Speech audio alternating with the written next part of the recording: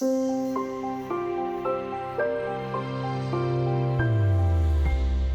there. Open an investment magazine or the money pages of a newspaper and chances are you'll see plenty of articles about which funds to buy. Almost invariably the funds featured are those that have performed well in the past, but that doesn't mean they'll do so in future. In fact, persistent outperformance is extremely rare. Tim Edwards is Senior Director of Index Investment Strategy at S&P Dow Jones. Period by period, year by year, we look at the top quartile of managers and we see how many of those top quartile managers were top quartile the year after, or the year after.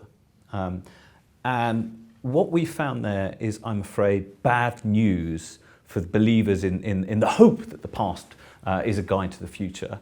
And in fact, it's even worse than you might hope.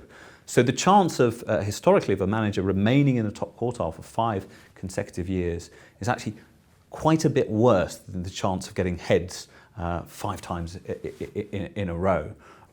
So why is there so little persistence in outperformance?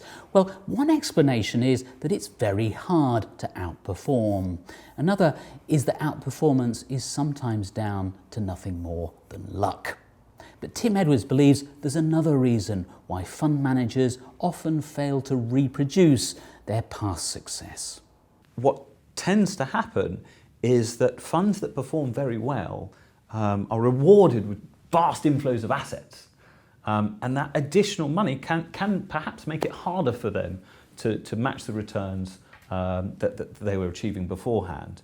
So that may be the reason. Certainly in terms of the data, what it tells us is that picking best performing managers, I'm afraid, is no panacea from picking a good manager. So don't be swayed by past performance. It doesn't predict future performance. In fact, you might be buying into a fund at just the wrong time. Thanks for watching. Goodbye.